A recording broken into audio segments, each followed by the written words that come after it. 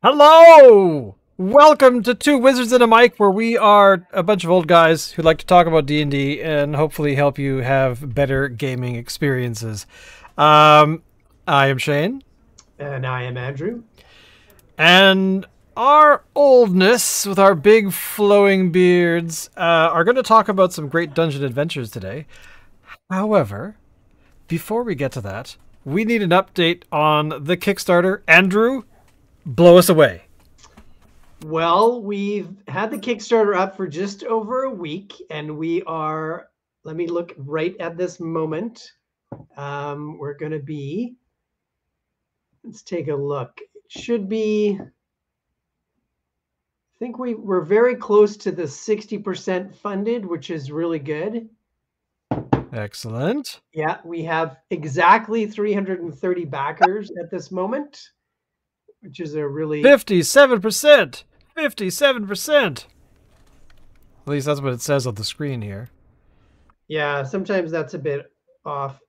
Yeah, it's pretty much 58 for the most part, almost 60%. Nice.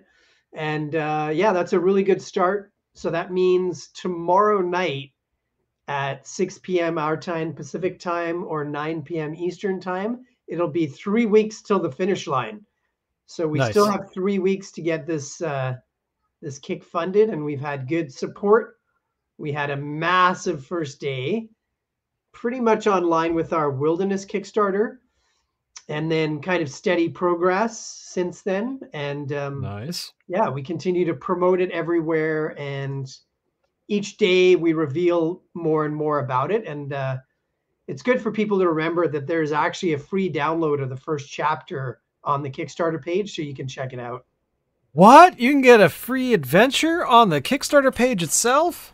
Well, not an adventure, but basically you could easily make one with the creatures and the quest ideas that we have there. No way! I'm making fun because there was a Kickstarter a while ago that had in the text that they were going to like provide like additional things for people while the Kickstarter was going on, and it never materialized. So I'm like, well, I'm not going to back this one anymore. But that's kind of awesome. I'm jazzed. I'm totally excited. And what, three and a half weeks, or is it just over that? Tomorrow night it'll be 3 weeks to go. So 3 weeks? Yeah. All right. Yeah. So don't forget, children, 3 weeks until you will miss out. Because if you miss out, we're going to be cooler than you or something. Because, you know, we're old and we need anything we can get. Oh, my Lord. So, of course, as always, just so that you all know, the Kickstarter is important. But what's more important is our podcast is sponsored by Cawood Publishing, worldofmere.com. And, of course, you can find out about the Kickstarter on that website and all that kind of fun stuff. And all the stuff will be down in the description of this video here. So, today we're talking about great adventures in dungeoneering, or, great dungeon adventures, sorry. You want to start it off? Yeah. Oh, and spoilers, by the way, don't, if you don't want to know anything about these adventures, then just ignore us. Yeah, spoiler alerts for sure. So we're going to look at some old and some new adventures that have dungeons, dungeon crawls, or elements of those adventures that are dungeon crawls. And then we're going to just look at some general pieces from these dungeon adventures, mostly the classics. Back then, these adventure books were called modules or adventure modules. And we're going to go alphabetically for the old ones. So our first one is A1, Slave Pits of the Undercity. Yes. It is a classic. A classic, I say! Yes. One of probably the second adventure I ever played in, with my incredibly complex character, Talon, the neutral human fighter. Oh, dun, dun, dun! You know, I wasn't really into Conan that much, but he was sort of like a Conan now that I look back. So well, I mean, all of those books, you know, or all of those, or all their beginning characters, at least for me, were complete ripoffs of like, you know, everyone wanted to be Conan. You wanted to be Schwarzenegger back in the day. Not anymore, because we're too old. Yeah, he was something like that. I mean, looking back, it's somewhat similar. So this adventure is by David Cook, published in 1980, and for levels 4 to 7 for advanced D&D. There's basically you start out in these ruins in the world of Greyhawk, and there's a sewer level underneath these ruins of a temple. And once you get down there, you're dealing with tight passageways. You run into these insect men and giant ants, and then a number of other wandering monsters, including orcs, of course, and other evil humanoids. There's a great trap that can send the characters into the sewer itself, and then you actually get sucked down into the water. There's secret doors, slave pits, trick stairs, and then my favorite probably is this room that you get into, and the dungeon master can say that you notice something's a little odd in the air. Something smells, sort of certain smell, and it's hard to see in these sort of dungeon areas. So usually a party is going to light a lantern or a torch. Well, the whole room is filled with gas. So the whole room just explodes. I've actually had that experience where it was set off. Um, yeah, because this particular adventure, I mean, I think I've played it probably a good half dozen times over the years. Yeah. Or back in the day, I mean, it was like the adventure you played all the time. I think But you were with us, though. I think you joined our West of the Wood group when I did our first Greyhawk adventures, and this is how it began. So I'm pretty sure you were there, and one of the other characters set off that explosion, but luckily they were smart enough not to be too close. yeah, Yeah. it was. It's always a when you're doing great adventures like that. I mean, not that we haven't had great adventures later on, but there's definitely there's a feel to the original adventures like this one where they're very much formulaic and that they're following what the game was designed to do, because originally it was designed to be like, I want to do a thing that's going to be cool, and we're going to have this thing, we're going to have knights and horses and things. And yeah, I just love that. It's still cool. Yeah, it's I think really everything is cool, apparently. your archetypal dungeon crawl, going from chamber to chamber, especially once even when you're in the ruins above the sewer area, but definitely down below in the passageways and then the dungeon itself. Yeah, definitely classic dungeon crawl. The next one is the first adventure I ever. Sorry, I just found it. Gas-filled room. Yeah. Yeah, exactly. Yeah. The second one, alphabetically, B2, Keep on the Borderlands, the first adventure I ever played in. I definitely won't forget that, by Gary Gygax, published in 1980 for levels 1 to 3. So there are many, many people who started out with this adventure. There are some wilderness area encounters, but the main Keep adventure and the Caves of Chaos adventure, both of those are basically dungeon crawls. The Keep has soldiers. It even has a small settlement, like an inn and a tavern. Then you've got your typical armory and barracks and that sort of, those elements. And then the caves, known as the Caves of Chaos, are filled with evil humanoids. So there's guard rooms, storerooms, leaders' chambers. And then later there's a temple with this evil priest and all his adepts and acolytes and undead that they're controlling. There's the classic gelatinous cube hiding in a storeroom. And then it ends, you kind of feel like, okay, we've got through the whole thing. And then right at the end, you run into a Medusa. So a really classic adventure, especially the cave part in terms of the dungeon crawl style. Oh, totally. Yeah. See, I'm looking at this map now and I'm just like, yep.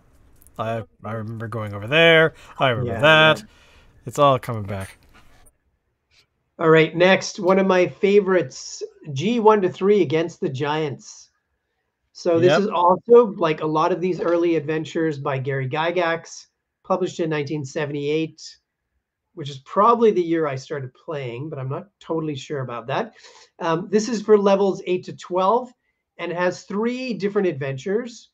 I'm G1 with afraid to the hill open mine. giants, G2 with the frost giants, and G3 with the fire giants.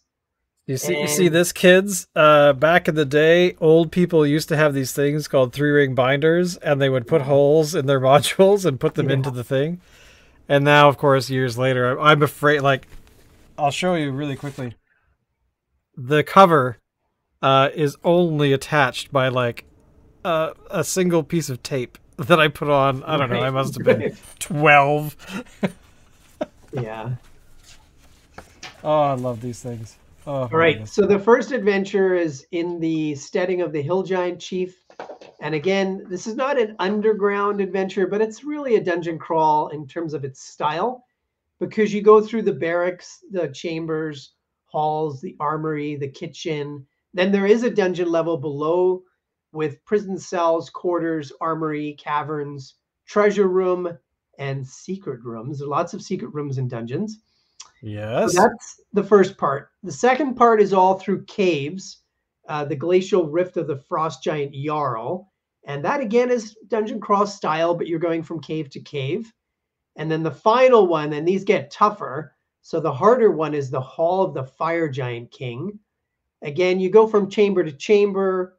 There's halls, the throne room, quarters, a treasure cave with trapped treasure chests, storeroom, kitchen, kennels with hellhounds, barracks, more prison cells. There's a hidden temple, which is the major spoiler alert for this adventure, Dun dun and then even dun. caverns below that. Yeah. Oh, this is These are a lot of fun. yeah. This one has everything in it. Each of the modules complement each other, and it's just a big, huge dungeon. It's mainly, aside from a few little outdoor things, I mean, you're primarily underground, and you don't leave until the fire giants kill you, and then you go home crying. You have to tell your mom that your character died. or you discover a secret at the bottom of the fire giants complex, which Oh, leads you true. into another adventure. And actually, what I Oh, did yeah. recently was I actually did this backwards because of Oh, yeah? where the party was. So last year we did these adventures backwards. I had them do the Yep. fire giants, then the frost giant, and then the hill giants. That's right. That's right. I remember that got really. There were like what 3 or 4 sessions where I think we primarily did. Actually, I think we lost 2 characters in that adventure. I think. At least one. I remember the death of the 15th level fighter in the frost giant caves. So it was killed by a white dragon. I remember that. I think that was the only party member who died in the last time we did it. Yeah. But I for mean, a there's 15th it was level hard. fighter, sorry? The way that we played it was really Yeah, hard because it yeah. was, which I enjoyed because it was not the we when you're gonna die, you're gonna die. Time is gonna come for you, and it's gonna be. Oh, it was a blast. Anyway, sorry. Yeah. Well, a I'm 15th just level being fighter, nostalgic again. 15th level fighter is pretty tough. And I had to make it, I amped it up because your party was really high level. So Mhm. I made it even more difficult. So, all right. Nice. Now, a classic S1 Tomb of Horrors.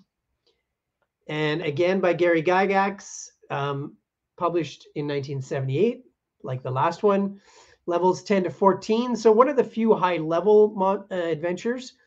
And this is the classic dungeon crawl because it's a dungeon filled with traps. You It begin is. with false entrances, which I always like. So even at the beginning, and there is a pit with poison spikes that can kill you if you fail to save. And there's the face of the green devil, which if you go through this face, it says literally, you are completely and forever destroyed. And this is the entrance. Now, to be fair, wasn't it also because this was also a tournament level module? Am I remembering that wrong? No, that's true. A number of these adventures, maybe even all of them, started out at conventions as tournament adventures. The difference between the other ones and this one was that I think the intention of this was to really challenge high level characters who thought they Right. were, the most amazing thing. And so it was extra dangerous. You have gargoyles inside, which I love as a dungeon crawl kind of sentinel. There's secret doors and false doors, trap chests. There's a chapel. There's lots of archways and gates, which are great because you can have traps there or portals.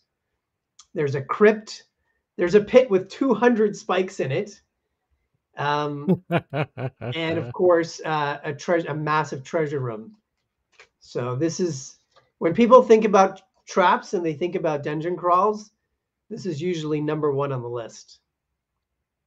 And of course, my favorite S3, I think, Expedition to Barrier Peaks, where the characters encounter basically a crashed spaceship, and you actually get to have like laser guns and stuff like that, which was kind of cool. And I remember back then being really confused on how to play with a gun in that game, and it was very challenging, just both trying to, because it was sometimes I was running it, but how well can you run it when you're 13 years old?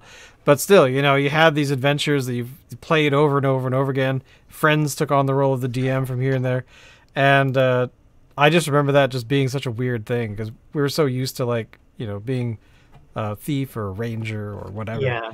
And it was just I love it. I love all these. Yeah, that one was really out of left field for sure. People usually really liked it. They really didn't like it. Well, yeah, that's why I bring it up, because I remember some people just years later, people like, oh, I hated that one. What was with the laser rifles and things and the weird, space creatures or whatever they were called. But yeah, overall, still enjoyed it. Yeah, and I have actually all this series pretty much here except for that one. So the next one is S2. And here's probably the cover they had. This is the very original cover for White Plume Mountain.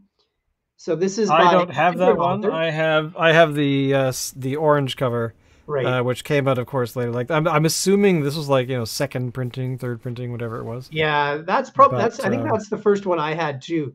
This other one is a much later cover. It's by Lawrence Schick, published in 1979, levels 5 to 10. Another pure dungeon crawl inside a mountain. The party are searching for 3 really powerful magic items. There's wandering monsters. There's, of course, this basic kind of a riddle that the players get at the beginning that Shane was just showing. And then there's as well with a different riddle that you run into. Yeah. It's really like a fun house kind of adventure where, you go from kind of one bizarre chamber to another. There's trapdoors, there's golems. There's one really cool chamber where you have to go from these wooden platforms from one to another. Hang on. That's actually what I was just looking for, that because I knew you'd bring it up. Right. So here we go. So there's the illustration for the platforms there. Yeah. And this was just I remember dying a few times in that. Oh, really? So those are suspended above boiling mud and geysers that shoot up as well. Yeah. There are also cool little things you can do. Like there's a spell book that's trapped. They run into another boiling lake. Not only is there that one chamber, that later there's also a boiling lake. There's a frictionless room where you can't hold on to anything, which has poison blades below. And if you fail the save of that poison, you're dead. That's it. There's also the there's a funky sword you can find that's like looks like a galaxy or something. But my favorite is when you go to, here we go. So this multi-leveled Yeah. room where the creatures are different on every level, and I remember that being very hard.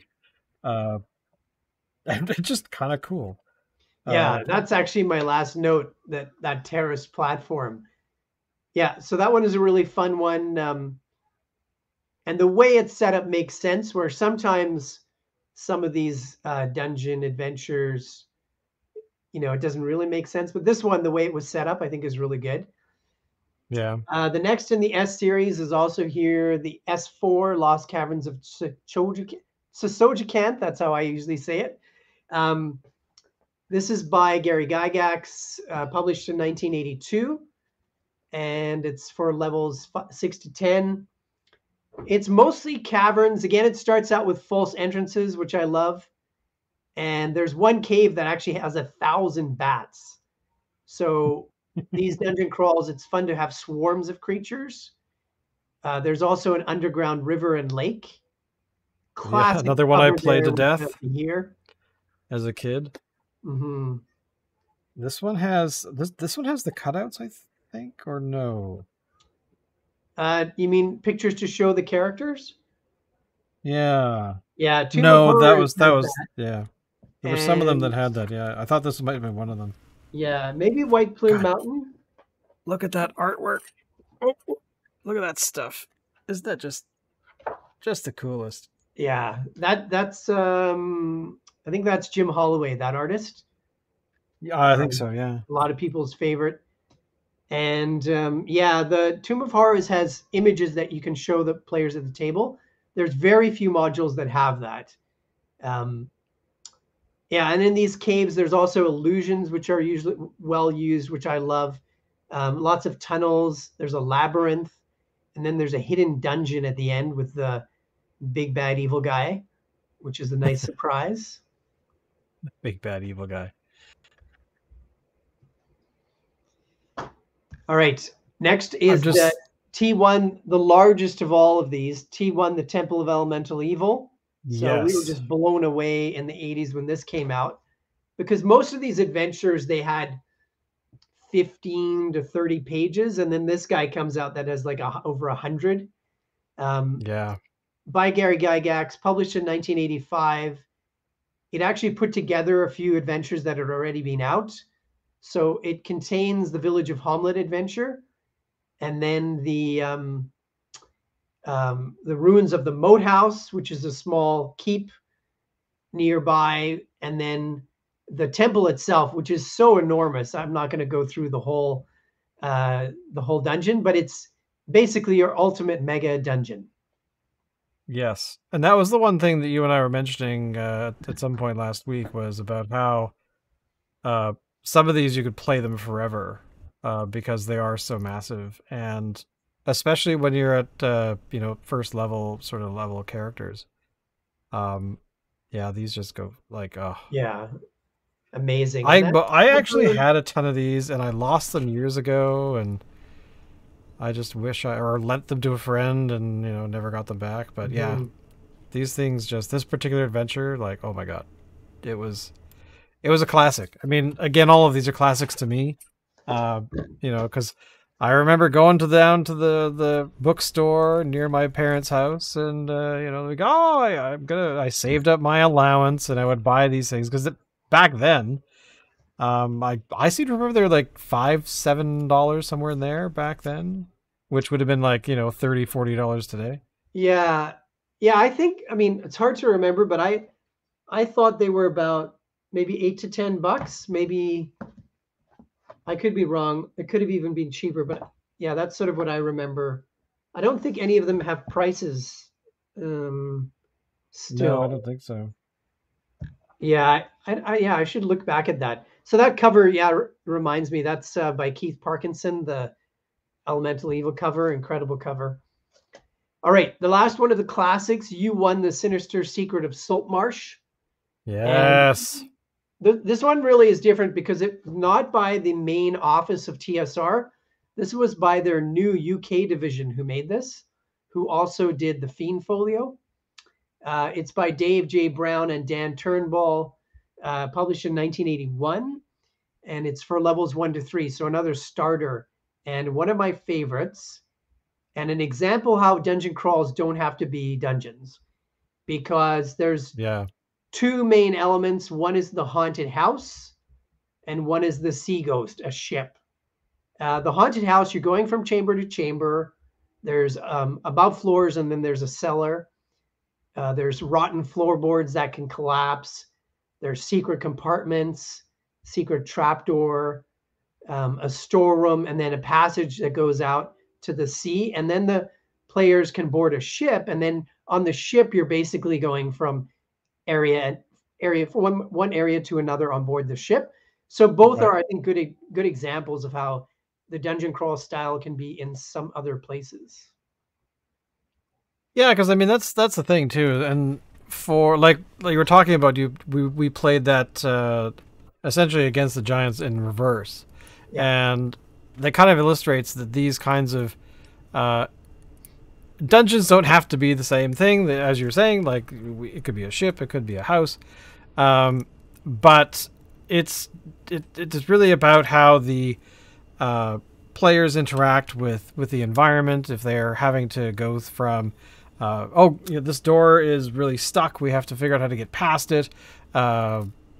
Didn't actually, I seem to recall in that very house, one of my characters died a couple years ago when I couldn't make it to a session and somebody played for me. And they apparently, from what I've been told, did a very good imitation of the character of how I was doing it. But then I've forgotten how he died, though. You did just after this adventure. You did in the second adventure, you too. Okay. So you were in a swamp, and actually you and another player, you both rolled double ones. So you both had to make death saves. Yeah. It came around the table. You both rolled ones to lose 2 death saves. We ran around the table. Nobody could reach your characters, and you both rolled double ones again. So in like half the party was gone. Giant. It's so sad. Yeah, It's giant so crocodile. sad. It was a giant crocodile that killed you. Yeah. I it floods back when you start really thinking about it, and it's just all the little nuances and all the little things, and yeah, it's great. So you did make it through that first adventure. You can have that. All right, so let's look at some new ones. Although, as I'll point out, these are all basically remakes. One very much, and the others for the most part. So, Out of the Abyss is a 5th edition adventure. It came out in 2015. Much of it, I think, is inspired by the D1 to 3 series by Gary Gygax. There's many different kinds of dungeon crawls in here. There's the Hook Horror Lair, something called the Oozing Temple, filled with these different kinds of oozes. The Lost Temple, the Whirlstone Tunnels, terrible name. The Blingenstone Deep Gnome Settlement, and that's a great name, I think. Then the Drow Mantle Dareth, and then the Labyrinth. So all of those have dungeon crawl elements, and I actually like most of this adventure. I think parts of it can be taken out, but yeah, I think it's actually quite good. I actually, when I was looking at this list yesterday, I actually don't. I have this adventure, but I've gone through it, like read through it, but I've never played Out of the Abyss at all. So I feel like I'm kind of missing out for this particular book, considering it's fairly newish. Yeah, but compared to the other ones, for sure. Yeah. All right. Next, one of the favorites of many people from 5th edition, Curse of Strahd. Now, this is most of it is an exact copy of the Ravenloft adventure from the 80s. Yeah. So the main castle is obviously a dungeon crawl. You're going from chamber to chamber, especially on the lower levels.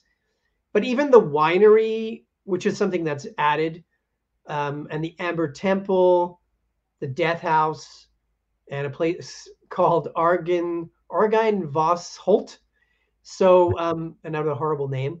So most of those areas actually were added to the adventure, and most of those are dungeon crawl styles as well. Yeah. But the main part that's a dungeon crawl would be the castle. Which I played this one? I must have played this one. Were you with I our think group? so. Yeah, you were with our I'm group. pretty sure we did. Yeah. It's been a while. I actually was a player with you briefly for 3 or 4 sessions before I took over from the other DM who'd started it. Right. Because he left our group. Was that what character was that you were playing? I was a monk. Wait. I don't. Okay. And I remember there was a barbarian. Yeah, that was quite a while ago. That was probably 5 years ago that we did that. Yeah, I was gonna say I think that was like one of the very first ones that we did. Yeah, I think. Sorry, that I did with the group. I think that was roughly when I was I'm pretty sure you were with the group for that. All right. Our last one to look at as far as newer adventures is Storm King's Thunder, which was published in 2016. This was very much inspired by the G1 to 3 series, which we just mentioned.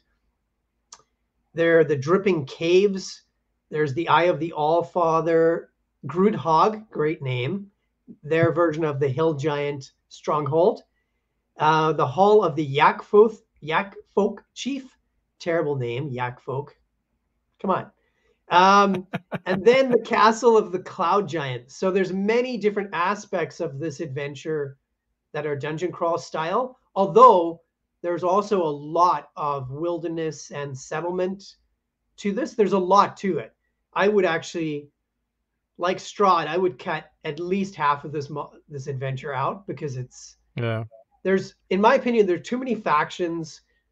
There's too many things going on, too many locations. I think it's much more fun to have high quality encounters than to have lots of them. Yes, because the players will get so tired after a while because they're, again, actually I hadn't actually thought of it from the perspective of having too many factions in an adventure, but yeah, you're right. Like there's going to be a lot. There's going to be so much that you're having to deal with. And it's like when you're at the thing and you're in the adventure and you're walking down a hall and you just had this incredible battle that you've barely made it through and you're busy thinking, okay, I need hit points, I gotta heal or sleep or something, and then it's like, and around the corner comes another giant with a huge rock and his wife and children and all of his cousins are there, and it's like, no, are you trying to kill us? And then you look at the DM, they're like, yeah, kind of. Yes, he is. Yes.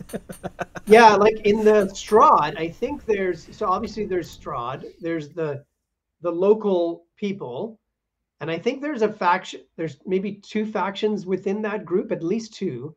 Then there's the lycanthropes. I won't give too much away about that. Then there's priests, and then there's hags. There's way too much going on, in my opinion. I'd rather have, again, like fewer encounters, fewer locations that have more quality to them. And I think it's underestimated how important it is to keep the story moving, because like you say, the players will get bored, and the last thing you want to have is a player just sitting and waiting for their turn. So yeah, that can get, I mean, as you and I were talking about way back in like I think episode 2 or 3, maybe in the top 10s or the aughts or whatever. We were talking about how that is probably the kiss of death for an adventure, because if there's too many people at the table, if there are distractions like technology, and stuff like that. If you go beyond a pencil and a piece of paper and an eraser, you're doing it wrong. Oh, and dice, of course. But yeah, I mean, that is the kiss of death, and you never want that. But it's hard not to acknowledge that some adventures have a little bit too much of that, where there's just so much being thrown at the players in any given situation. And that's kind of going back to episode whatever it was. It's up to the DM to kind of mitigate that kind of stuff, because there's definitely going to be some adventures. I know, going back like over the weekend, I was going through and flipping through some of these, and just kind of surprised at most of the stuff like I was recognizing. I'm like, God, I haven't really opened them. I've had them on the shelf, but I haven't really opened them for 25, 30 years. And because we're old. But the fact that there are some situations where you do recognize that I played that. Wow, that's really awkward, because you're trying to enjoy the dungeon, but then of course it's like, and then there's another thing that's in that room over there that God, when the heck did I ever remember, like, when did we play this to where we actually weren't like crying or screaming or running, because there's always going to be running and screaming. But yeah, sorry. God, am I so nostalgic about these old books. No, I know what you mean. It takes you back. You see a piece of art, or you remember a chamber, and suddenly you're 10 years old again. Yeah. No, I really wish I had my copy of Tube of Horrors from back then, because I remember writing notes in the sidebar that, I'm sure if I read them now, I'd be like, what was I talking about? Why did I write that down? Yeah. That makes no sense. But yeah. Yeah, you see how much a better dungeon master you can be now, for sure. But we had so much fun. Like, that's not the point to be, Oh, it's just a game. It's a game, and you had fun. And I did look through, I looked through a lot of these when I was writing the new book, the dungeon book. So I was looking at, what makes sense to have this creature in the dungeon? How could it get there? And then a lot of the creatures in the new book and the Kickstarter, they're creatures that fit into the environment so that you wouldn't notice them. Like today, we actually posted the Cauldron of Chaos, which when you get into the chamber, it just appears as a cauldron. However, it can activate, and inside it has boiling liquid, which it can shoot out at you. And if you get close enough to attack it in a melee attack, it has the heated body feature, so you're going to take fire damage. So a lot of the creatures are things that can blend into the environment or are part of the dungeon itself. Right. It is a dangerous world as you leave your front door, whatever that quote is. But these adventures make it way more fun when you're, encountering chaos, as it were. Well, it reminds me right then of Hill Street Blues, another 1980s reference. All the adventures should be like the police when they have their briefing at the beginning of that show. And then every episode, the sergeant, after he does his briefing, he says, "And let's be careful out there." The piano. It was a piano that was the theme song. Yeah. Before you go into the dungeon, everybody should gather, and then somebody should say, "And remember, let's be careful out there." Yeah. Hill Street Blues as a D&D adventure. Yeah. I challenge us to write that. Yeah. And you have to have the theme song. You have to sing the entire thing all the way through. It's the rules. I'm going to do it. That should be the next thing we write. Yeah. Oh my God, we're so crazy. So, I mean, when you're preparing for a dungeon crawl, like, have you actually had an adventure where you had the characters like wake up in a dungeon and that's where they are? They're not necessarily, they don't travel to get there. That kind of thing. Yeah, there's a part of the main. Actually, we published this series of adventures. It was the first adventures we did with the West of the Wood group. Right. So it's published from levels from levels 1 to 20. The Adventures in Mir, which we published early on in that adventures. So, spoiler alert: the party gets captured, betrayed by an ally, and you wake up in a jail cell. And that jail cell is in the dungeon underneath a manor on an island in the middle of nowhere. Nice. And I know there are some people, especially some newer players who hate the idea of the party being captured and that agency being taken away. But I think that's silly. It's just a game. It's just another story element. I think you want to make sure that you make it, you give it the party an out, and that somewhere, just like in Skyrim, there's a chest that's filled with most of their stuff or all of their stuff. Yeah, so I think it can be a really fun element. Again, it's like that survival. What do you do when you have no spell book?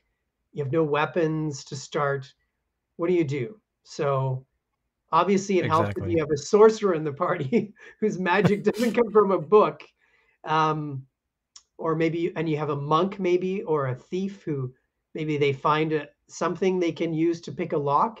So anyway, I think the idea of being captured, like you say, starting out in a dungeon, and wouldn't have to be captured, but starting out in a dungeon itself is a great way to start.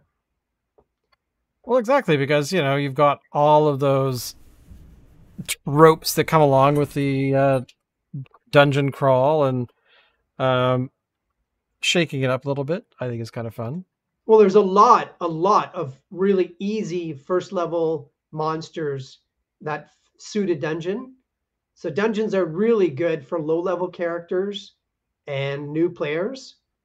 They're good for an adventure period, but they work really well for those kind of players as well. I remember thinking just the other day, because there's a new Hunger Games movie coming out later this year, and it did actually get me thinking at one point watching this trailer that those kinds of adventures, those the games themselves are kind of dungeon crawls. Because sometimes they're outside, that kind of thing, but there's definitely ones that are inside buildings and things like that, and it kind of struck me that they're sort of dungeon crawly as well, in a weird kind of way. But yeah, thinking about that kind of, like, all the different stuff that we just said, yeah, it's just kind of, there's all kinds of ways to do it, and I'm gonna come back to the point of you're supposed to be having fun anyway. So,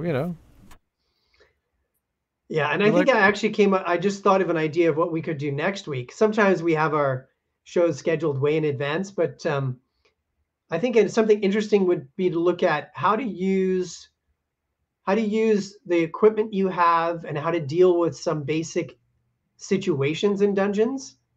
We've talked about some of that when we did our adventuring equipment show, but I think we could go into more detail about how you could use the equipment, how you could use maybe the skills of different classes in the dungeon. That would be really cool, because there are definitely some pieces of equipment and some features of classes and spells actually too, and magic items that really suit a dungeon adventure. Well, yeah, because I one of these books, I think it was the Lost Caverns. If you notice when you open it up, and I'm doing this very gingerly again, that it comes with the adventure book at the very beginning. It tells you, what everything is going on. But then it actually has a secondary book, which is kind of unusual, because it's all about the monsters and the magical items in the adventure itself. Oh yeah, yeah. So those kinds of things are unique in a lot of ways. Yeah, that's a good point. That's a good example. A lot of those older, actually, yeah, the new adventures do it too. Sometimes in the appendices, they have, the special magic items and special features for that dungeon. Mm-hmm. Like in White Plume Mountain, they have those magic items you're looking for. These are the magic items you're looking for. Yeah. But anyway, all this. I like the idea that we should go into this sort of a little more specifically to different parts of a dungeon, different sort of encounters in a dungeon and stuff like that. Because reviewing these again, like actually taking like 4 or 5 hours on Saturday and going through all these old books, realizing that I wish I had new prints of them, because I want to just stick these in like a vault and not touch them, because I opened up some of them, and I'm like, wow, the paper has really yellowed from even the last time, a few years ago that I was looking at them. But yeah, those are future episodes, boys and girls, that we're going to have a lot of sort of detail about that kind of stuff, because it's just fun to talk about. It's fun to play, but even cooler to kind of think about it. But because then you can be like, yeah, then there's all these sinister traps like in certain places that they won't even think about, and Yeah, I keeping think people on their actually toes. some of those older adventures, we could actually go through them. It doesn't take that long because they're not very long. That would be fun. Yeah, Yeah. yeah. White Plume Mountain is actually surprisingly short. Yeah. Some of In them are like retrospect. 12 pages or something, 10, 12 pages. Yeah, and like, Yeah. and the fact that it has like the classic, the discs being hung from the ceiling, the weird multi-tiered thing that you have to get through, just shows you that somebody sat down and actually spent a good amount of time to say, all right, I feel like that this adventure needs to have a bit of a kooky side to it, but it has to be dangerous as well. Because I remember in specifically that one, there was like was it like a floating river or tube of water or something that you encounter at some point that leads you from one area to the other. And, just thinking to those characters walking into, okay, guys, let's get inside. We're not, okay, no traps or whatever. And then being like, what is this floating tube of water with fish in it? What the hell? Just what is that kind of experience like, and how to actually, but sitting down and to create that, like that to me is just somebody took a moment to pause and go, okay, we got a room and it's going to be good. And, I don't know, how about like a tube of water, oh, and I'll throw some fish in, not dangerous fish, just like goldfish or something. And let's see it. Let's attach that to a big creature's mouth or whatever on the other end. But I honestly don't remember where that thing goes. But I remember, first encountering it years ago and being excited by it. So, because I'm weird, I guess. Tubes of water in the air. How exciting could that be? But it does make, for really interesting planning sessions to, when you're creating an adventure and running an adventure, like what kind of things could you do? And like Andrew has done these adventures for us, little players, in so many times, over and over again. And also, when you played a bit of Tube of Horrors for us, like we played through a little bit of it, you could tell that there were people at the table going, I remember this trap, or this doorway, or wait a minute, the path I remember went left, not right. What's going on here? And you were like, ha ha ha, you guys know this adventure, but you don't know this adventure. This dungeon crawl is not the dungeon crawl you've been looking at. But anyway, I can't believe how nostalgic I feel about all of this stuff. But there you go. Hi, everyone. How are you? Any sort of final words about these classic adventures, or anything about the Kickstarter that we should know about? Well, yeah, the Kickstarter is running for another 3 weeks and a day, and yeah, we're getting closer. People, like I said, can check out the chapter that's already finished. You can download it right now and use those monsters tonight. And yeah, we'll keep having updates where we showcase different creatures, including some that we don't have in the booklet. So there'll be some surprises in the next few weeks. And we have some really powerful creatures like CR20, and then we have some, CR1, and so there's a really big range. And especially when some of those stretch goals that we talked about last week, I am hoping we get to, because Yes. the The trap section, dungeon maps, extra monsters, all of that would be really good.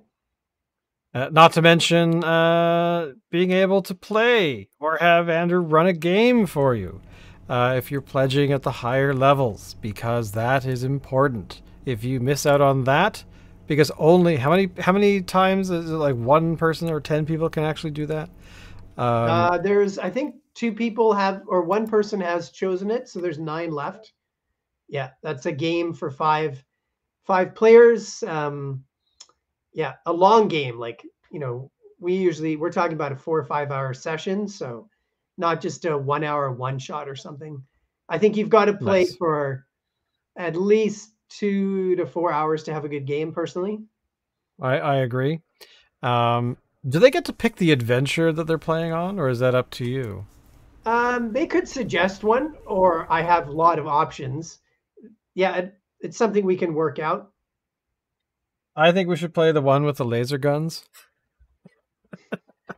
because that would be fun, and then we remind ourselves of why guns in D&D don't mix. Right. That's not an attitude that we have at all. No, I've never heard that. Yeah. Who would say Well, that? thank you all for watching and listening. We appreciate you guys sharing the episodes and stuff like that and talking to us on Twitter. And, of course, getting in touch with Andrew because, he can run games any time of the day, weeknight, or day, 2 a.m. if you want.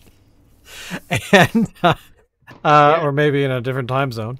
But yeah, we appreciate. We love talking about this stuff. And of course, if you have any suggestions, all of the information is down below the video, and you can just get in touch, reach out, or let's just talk about stuff and see how D&D is kind of awesome and not boring ever, unless your DM is asleep or something, because that happens when you're playing a 9-hour session. It can happen.